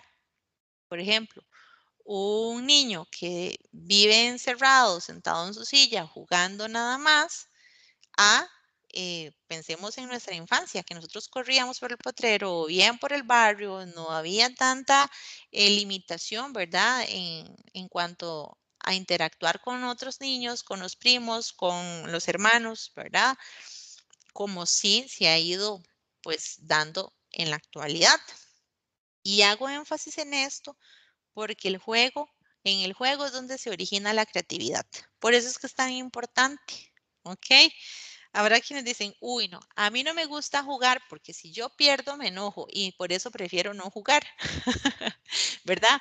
Hay quienes dicen, no, a mí me encanta jugar, porque puedo ganar, ¿verdad? Porque siempre hay de fondo un elemento competitivo, o bien puede ser más bien un disfrute pleno, no importa si gano, si pierdo, aquí es divertirnos, ¿ok? ¿Y cómo genero yo un juego? Mediante la innovación, mediante el uso de símbolos y un placer a la hora de otorgarle significado a aquello que nosotros decidimos que tenía un sentido para nosotros y tiene reglas y hay que cumplirlas, pero es parte del acuerdo al que todos hemos hecho énfasis para generar un espacio lúdico, un espacio grato de disfrute, ¿ok? Recuerden ustedes que el juego y la creatividad va a estar siempre muy relacionado, ¿ok? Y estas actividades lúdicas que se dan en la infancia, lo que hacen es preparar el terreno para manifestar la creatividad ya cuando nosotros somos adultos. Vean ustedes qué importante, ¿ok? Enfrentarnos a ese deslizarnos por el barranco, ¿verdad? Con un cartón. De pronto dar vueltas y salirnos del cartón y salir con las rodillas ya raspadas, ¿verdad? ¿Cómo resolvemos eso? ¿Cómo nos levantábamos y seguíamos? Entonces, les comento esto porque vean que aunque uno piense que fueron cosas o son cosas únicamente que sucedieron en la infancia, esto cala a nivel cognitivo, a nivel de la experiencia y luego ya como adultos nos permite generar nuevas soluciones a las circunstancias, ¿verdad? A sentir que sí se puede generar una solución que no desde el pensamiento convergente como correcto e incorrecto, sino desde lo funcional, lo creativo, lo divergente. ¿Ok? Profesora, disculpe. Adelante. Yo a veces considero que como límite de la inteligencia a veces es la misma escuela, porque hay niños que tienen muchas de estas inteligencias desarrolladas al mismo tiempo. Y yo considero que a veces no logran los mismos maestros cómo enfocarse, ¿verdad? O cómo desarrollárselas más. Entonces, claro, es una lástima porque incluso a veces hasta, no sé, bueno, ahora se da mucho como de los niños hiperactivos o con déficit atencional, pero a veces tal vez es porque no se sabe manejar a estos niños, ¿me explico? Totalmente de acuerdo. Sí, precisamente porque el sistema tradicional del que nosotros pues, hemos participado se enfoca en el pensamiento convergente. ¿Por qué? Porque es más sencillo encasillar, es más sencillo que se modifique la conducta únicamente a una respuesta corta, marque con X, esto es lo que se espera y esta es la única manera. ¿Por qué? Porque permite uniformar. ¿Y qué pasa con estas ¿verdad? Situaciones que usted menciona? El sistema no está hecho para atenderlo. No digo que forma general, ¿verdad? Porque siempre habrá alguna persona, algún espacio en donde sí se le vaya a dar un énfasis, ¿verdad? Digamos que personalizado a las necesidades particulares que enfrentamos. Porque así como está el estudiante, digamos que necesita digamos que un acompañamiento para reforzar áreas que definitivamente le cuestan. También qué pasa con las personas que tienen una habilidad muy elevada en algún área y de pronto se le dificulta encajar. Entonces de ahí viene la hiperactividad, ¿verdad? Y no necesariamente sea una situación de esas, es encauzar, ¿verdad? Por dónde van esas habilidades, cómo podríamos decir de forma positiva, explotar aquello para que potencie eso que ya trae el infante, ¿verdad? Pero es muy Profe, importante esa observación que hizo usted. Dígame. qué difícil, ¿verdad? Porque para uno como uno que ya está encasillado en eso que usted está diciendo, en eso convergente, llegar a esas etapas, ¿verdad? Tal vez de que le pongan algo diferente a lo que uno ya conoce. Claro, claro. Sí, y es que también veámoslo, digamos que de forma objetiva es una cuestión que le ha permitido al docente agilizar su trabajo. Porque generar un plan personalizado para cada niño y de pronto ese docente tiene 300 alumnos, imagínense, claro, es que el pensamiento convergente lo que busca es unificar, lo que busca es agilizar el proceso de evaluación, ¿verdad? Y no tanto generar una habilidad o generar distintas habilidades, potenciar aquellas que se tiene, ¿verdad? Para que la persona, para que el estudiante pueda equilibrarlas. Y esto es muy importante. Esto que me están diciendo, les agradezco el aporte porque definitivamente son aspectos que es importante darles visibilidad, ¿ok? Porque precisamente desde un realismo ingenuo, podríamos pensar, no, es que es así, punto. Sí, así está bien. Esto es, ok, me adapto a, y esto es lo que buscamos únicamente. Y queremos el 100 y punto, ¿verdad? Entonces, qué bueno que ustedes han ido generando ese tipo de reflexión para que no perdamos de vista estos conceptos, cómo formamos, nosotros vamos a ir construyendo la realidad como está y cómo la podemos transformar. Creo que es lo más importante de todo, ¿verdad? Y no subestimar el juego, no subestimar la creatividad que se vive en la etapa de la infancia. Por ahí escuché a algunos chiquitines, ¿verdad? Entonces ustedes, algunos tienen la dicha de ser padres. Entonces, pues bueno, vean ustedes que potenciar, ¿verdad? Esta forma creativa, legos, rompecabezas, sopas de letra, en fin, distintos tipos de juegos que lo que hagan sea fortalecer esa forma de solucionar problemas, ¿verdad?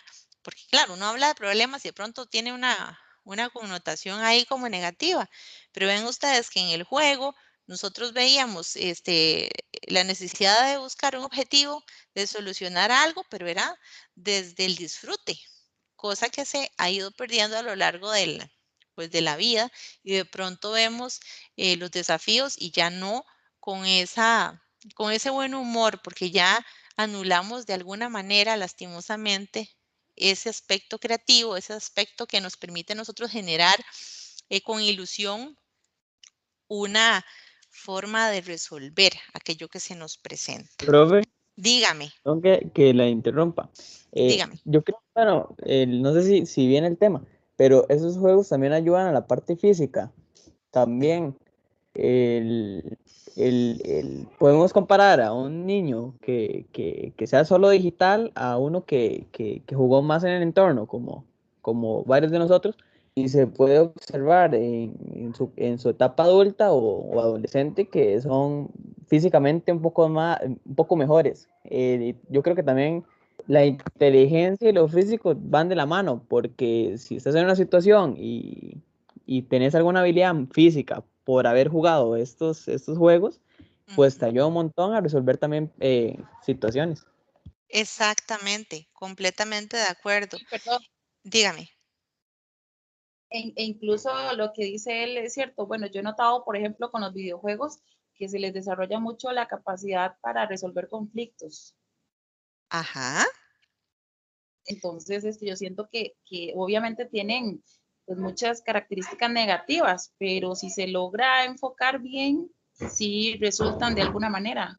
Sí, sí, se pudiera como equilibrar, dice usted, claro, sería sumamente rico, ¿verdad?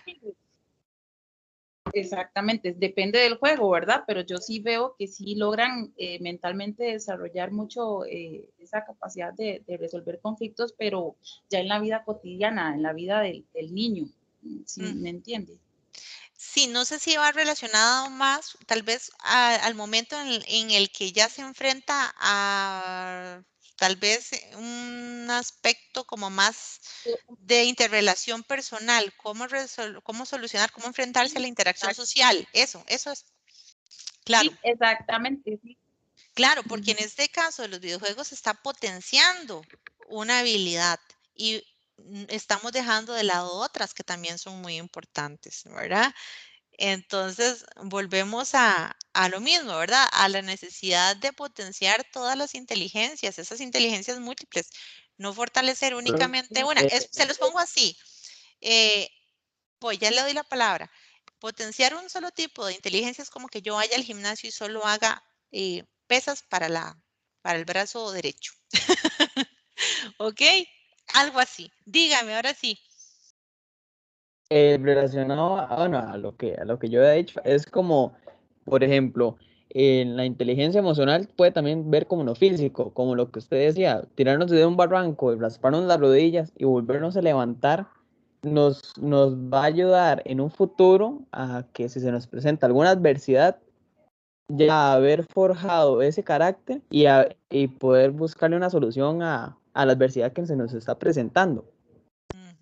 Correcto, así es. Bueno, qué dicha que ustedes han dado, ¿verdad? En el punto. A ver. Y todas esas personas que en algún momento se sintieron frustrados porque no supieron cómo, no, más bien cómo no supieron cuál era su habilidad, ¿qué pasa con toda esa gente? Bueno, definitivamente. ¿Cómo se les ayuda o qué? ¿Qué pasa con ellos? Ok, en ese caso hay que incurrir en un proceso largo de autoconocimiento, de adquirir herramientas. Por supuesto que no va a ser de la noche a la mañana, pero ante todo creo que surge de un interés, ¿verdad? De una búsqueda de comprender que tal vez esa realidad que se está viviendo, esa forma de percibir la vida, de pronto no es tan viable, no es tan satisfactoria, no es tan práctica. Y esto definitivamente tiene que ver con un despertar de la conciencia, una forma de percibir que aquello que a lo cual nosotros hemos ido asumiendo, ¿verdad? De forma fija, de pronto no es lo más adecuado, no nos está llenando de una plenitud, ¿verdad? Como seres humanos.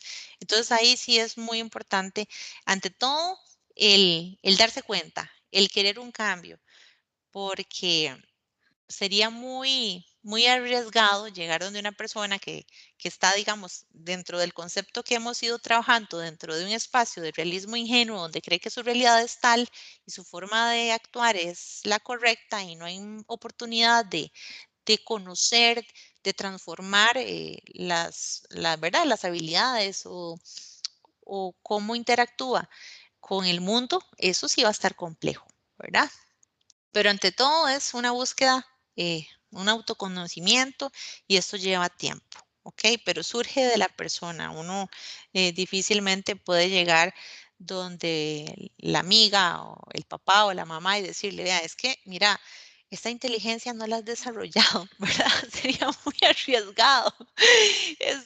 Yo creo que la vida misma de pronto nos permite, si vemos con humildad, darnos cuenta que hay cosas que siempre tenemos que ir aprendiendo y mejorando, ¿verdad? Entonces, bueno, por ahí iría.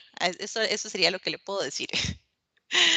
Ok, ahora, vean ustedes que la parte de la creatividad, esta cuestión de los símbolos, este concepto que ya habíamos visto, definitivamente nos permite generar mundos propios. ¿Ok? Ahora, ¿qué me permite a mí el juego? Enfocarme en lo que tengo, en lo que es, ¿verdad? En el espacio dado y con lo que me han dado, ¿qué puedo hacer? Por eso les puse esos legos. Tengo estas piecitas, las piecitas que me dieron, ¿qué puedo hacer? ¿Cuál es la potencialidad que tienen estas piecitas dentro de mi imaginación? Un castillo, una carreta, un carrito, una casa, un pato. ¿Qué genero yo a partir de lo dado? Esta misma noción de lo que tengo y a partir de lo dado, es decir, de lo que poseo en ese momento, ¿qué puedo hacer para transformarlo? Es propio de lo que nosotros hacemos día con día, ya como adultos. ¿Ok? Entonces, ¿qué sucede? Que necesitamos rescatar este poder creativo, esta habilidad lúdica para ver las situaciones de la vida con estrategias distintas, ¿verdad? Un abordaje diferente. Profe, Dígame. con respecto a eso, bueno, me viene a la mente que los chicos ahora, de uno se le ingeniaba, nosotros, digamos, así, jugábamos pulpería, por decir algo, y agarrábamos hojas de los árboles y eran plata y bolsitas vacías y todo, ¿verdad? Y ya armábamos la pulpería. Y en cambio, hoy por hoy, los chicos es como, si dejan de ver tele, mis hijas son las que, es que mamá, no sé qué hacer, estoy aburrida.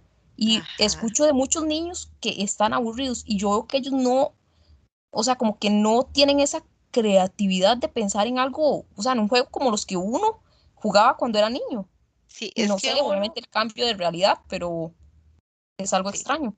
claro, son las circunstancias, ¿verdad? De estas nuevas generaciones, porque para nosotros de pequeños no había momento aburrido, es que era momento para estar pensando, maquinando qué hacer, ¿verdad? Y era un momento riquísimo para empezar a generar algún tipo de juego, a qué inventos se hacía.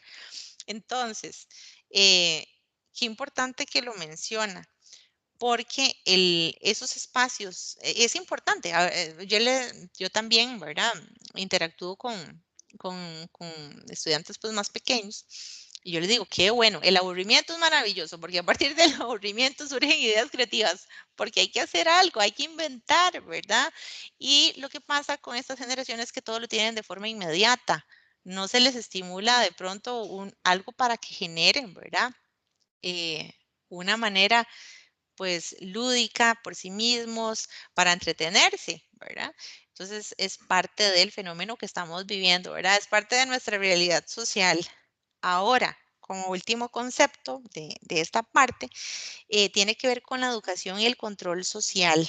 Y piensen siempre en esta cuestión del pensamiento convergente, ¿verdad? Y acuérdense del marque con X, acuérdense de la respuesta corta y aquel espacio que si usted no se aprendía de memoria aquello, no había manera y que de pronto tal vez usted tenía una respuesta creativa, iba la X del profesor porque esa no era lo que tenía que aprenderse de memoria. Entonces vean ustedes cómo necesitamos modificar ese tipo de pensamiento, ¿verdad?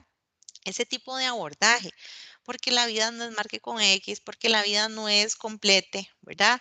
Tenemos una diversidad increíble de situaciones y maneras pues divergentes de solucionarlas. Ahora bien, ¿qué pasa con la educación y el control social? Bueno, resulta que durante la infancia nosotros nos mostrábamos más curiosos, explorábamos más, éramos más innovadores, no estábamos esperando el juguete nuevo del año, no, no, o sea, con lo que encontráramos, así la armábamos, ¿verdad? Como decimos. Entonces, esta forma de resolver, de ver la vida, corría el riesgo eh, de percibirse como insubordinado. ¿Y por qué? Porque esos estímulos, esas oportunidades para desarrollar la creatividad actualmente tal vez no sean tan bien vistos, porque si no encaja con lo esperado, de pronto se recibe un castigo o se imponen normas para limitar la conducta, para limitar la creatividad. No, no, no, no piense extra. No, no, limítese a esta tarea. Resuelva como le dije, ¿verdad? Esto lamentablemente no solamente ocurre a nivel educativo, también ocurre o ha ocurrido a nivel del ámbito familiar, ¿verdad? Y precisamente donde más lo hemos visto es en la educación formal. ¿Y por qué hablamos de educación y control social? Porque anular la creatividad, anular una respuesta divergente es precisamente lo que ha hecho de que se ejerza un control social. Si todo el mundo está uniformado, si todo el mundo piensa igual, actúa igual, es más fácil controlar. ¿Ok? Esto es importante porque divergir va a implicar una toma de dirección distinta, ¿ok? A la que es prescrita. Es discordar, es discrepar con respecto a algo y esto no funciona a nivel social porque nos estamos saliendo del canasto, como decimos, ¿ok? Por eso es que el pensamiento creativo, que es divergente, va a estar de alguna manera con respecto al sistema de significación cultural o con respecto a los códigos convencionales, de pronto no tan apreciados, ¿ok? La conducta creativa siempre podríamos pensar que no está diseñada para una respuesta específica, ¿verdad? Genera más bien una creatividad, una respuesta distinta, una forma de ver la vida que no va a ser única para todo el mundo. Y esto precisamente es lo que ocurre con la educación convergente, que lo que busca es control social. ¿Ok? Ahora, en ocasiones el sistema educativo deja al margen el desarrollo potencial del ser humano, que es más creativo, sí, lastimosamente. Pero piénsese que es también una cuestión de comodidad y es un sistema que busca pues generar un orden social sin mayores complicaciones. ¿Ok? Ahora, ¿qué sucede con la mente creadora?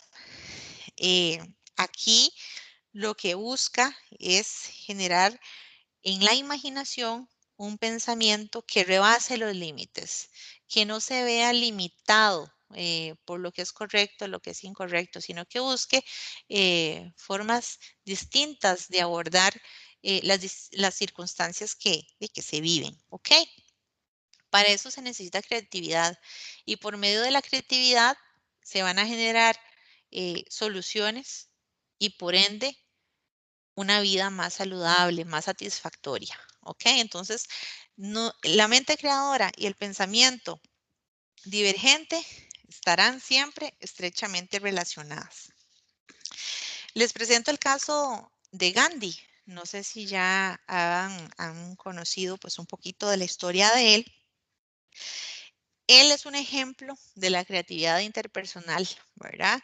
Y política. Así a grandes rasgos, él de profesión era abogado, pero tenía la peculiaridad de que era sumamente, extremadamente tímido. Entonces, imagínense lo que es uno, ser abogado, pero no poder hablar en público. ¿Cómo hace uno para ejercer un litigio? Si no tiene esa habilidad, pues, de comunicación para poder expresarse. Bueno, y sin embargo, fue uno de los más apreciados y renombrados líderes, ¿verdad? Por esa capacidad que tenía, esa inteligencia interpersonal, ¿verdad? Transformadora. ¿Cómo fue que él logró solidarizarse con las injusticias y a partir de eso crear pues todo un movimiento social, político, que permitiera transformar la sociedad? Si ustedes quieren conocer un poquito más de él, y ya porque no tenemos mucho tiempo, pueden ir a la página 374 para que conozcan cómo fue que este activista logró resolver problemas políticos de su país. Ahí se los dejo, ¿ok? Como una persona que era sumamente tímida, como una persona que le costaba expresarse por su timidez, logró generar una transformación social tan importante. Entonces ahí se los dejo, están a 374. Bueno, la creatividad en el lenguaje, ya para ir terminando, tiene que ver con esta capacidad de comprensión, ¿verdad? Que me permite a mí explicar, generar habilidades, manejar con creatividad las palabras para crear realidad, para modificar mi entorno por medio de la palabra. ¿Ok?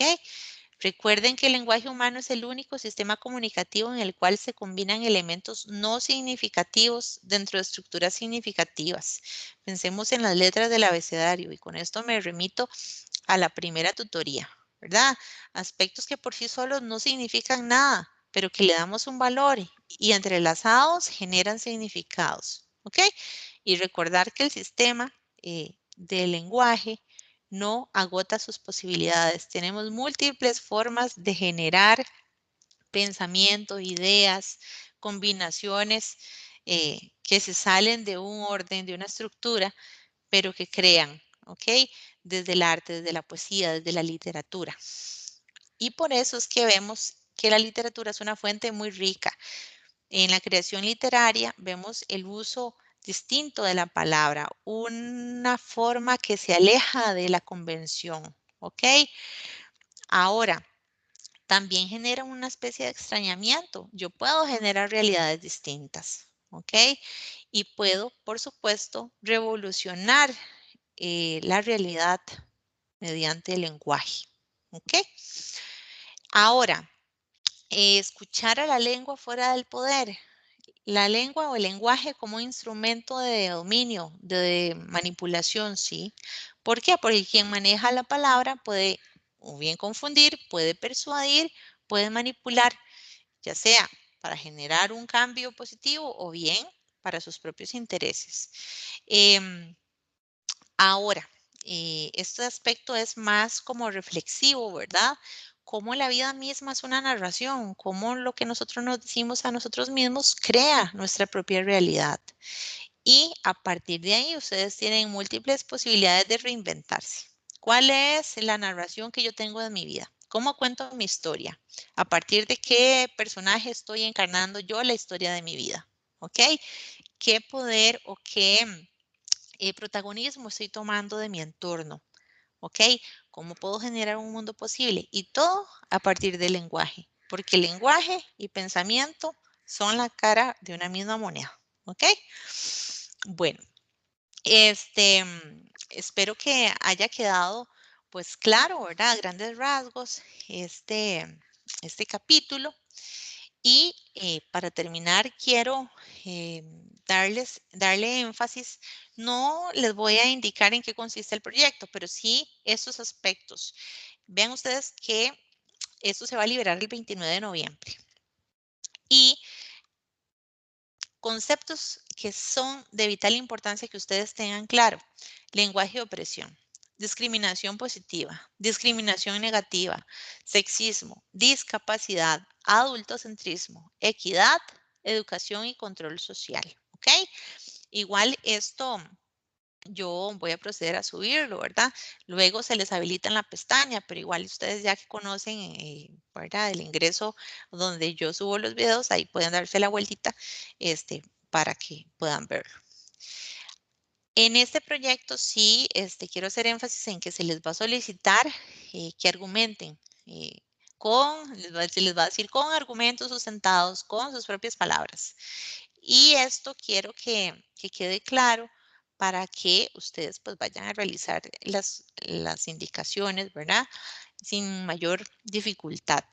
¿Qué es eso de los argumentos sustentados? Es que ustedes puedan explicar con sus propias palabras lo que sea que se les esté pidiendo a la luz de la teoría estudiada, es decir, que demuestren, y eso no quiere decir que tengan que estar citando, ¿verdad? Sino que ustedes expliquen con sus propias palabras, ¿qué es aquel concepto? Si se les pide citas, sí, utilicen citas, ¿verdad? Pero tienen que ser explicaciones convincentes, tienen que dar datos, tienen que dar ejemplos, ¿ok? Entonces sigan bien la instrucción, repito, con sus propias palabras. No se trata de que yo agarre un párrafo y lo parafrasee y ya diga que esa es mi explicación. Entonces tengan mucho cuidado con eso. No deben de copiar ideas de la unidad didáctica. Cuando se les pide argumentos sustentados con sus propias palabras, no deben de copiar de la unidad didáctica o no tienen que buscar de internet, ¿ok? Ni de diccionario. Simplemente limítense a seguir lo que se les pide, ¿ok? Para que no vayan a incurrir en una cuestión de fraude académico, ni que vayan a tener una sanción. Y tampoco es válido escribir casi lo mismo, ¿verdad? Dígame.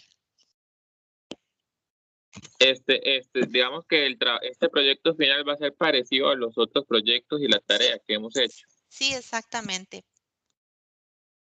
Es similar, no va a ser estrictamente lo mismo porque el pasado fue un glosario y el primero fue un cuestionario, pero sí va a ir enfocado en que argumenten. Bueno, ahí van a ir viendo las instrucciones que se les dan. Por eso les digo yo que tengan esto al dedillo. Estos conceptos que les estoy enseñando en esta diapositiva, los manejen, los lean, los relean, los puedan explicar con sus propias palabras. Coméntenselo a la mamá, ¿verdad? A quien tengan a la par, sin leer, que ustedes sepan que han dominado esos conceptos. Vean que son en realidad bastante sencillos, pero para que lo tengan en cuenta ahí, ¿verdad? Creo que esto les va a facilitar una lectura, un repaso de este capítulo para que les pueda ir muy bien ya en este último proyecto. Y como les digo, sí les vamos a pedir argumentos sustentados con sus propias palabras. Entonces, para que tengan esto en cuenta, ¿ok? Explicar con sus propias palabras cada elemento. Ahí ustedes, pues se guían si piden citas, si piden datos, si piden ejemplos, ¿ok? Recuerden que explicar con las propias palabras no es hacer una oración, ¿ok? Y otra cosa muy importante, cuando hagan un párrafo, utilicen distintos tipos de signos de puntuación, utilicen comas, utilicen puntos y seguidos, utilicen conectores verbales lógicos, porque pasa que escriben un párrafo y son aquellos 5 renglones sin un solo punto y seguido. ¿Ok? Entonces son consejos para que les vaya muy bien en el punto de ortografía y de puntuación. Y revisen mucho, que aquello esté bien escrito, léanlo en voz alta, son consejos para que ustedes puedan garantizarse que este trabajo está bien, ¿ok? ¿Y qué más les puedo recomendar? Que cuando vayan a subir el trabajo, corroboren que sea efectivamente el que ustedes están subiendo. Recuerden que cuentan con unos 30 minutos para aquellos que se hayan equivocado, lo eliminen y vuelvan a subir el correcto. Entonces manejen Profe, en orden ahí las cosas. Dígame. perdón, y si fuera el caso de que, porque me ha pasado ya en otras ocasiones, que yo estoy muy segura que yo entendí, pero si mi explicación no es a lo que, o no se acomoda a lo que están pidiendo, o puede que yo haya entendido mal, ¿cómo Ok. hago para que alguien me guíe con eso? En ese caso, vea, aproveche cuando son los horarios de chat y ahí usted se conecta y me pregunta. ¿De acuerdo? Con mucho gusto, Estrella. Okay. Sí, sí, sí. Es decir, los espacios de chat son para que ustedes aclaren dudas, ¿ok? Ahora, no es como que yo le voy a decir, sí, la respuesta está correcta, pero usted me puede decir, profe, es que estoy entendiendo por esto, esto y esto, ¿voy bien? Yo, sí, va bien, ¿ok?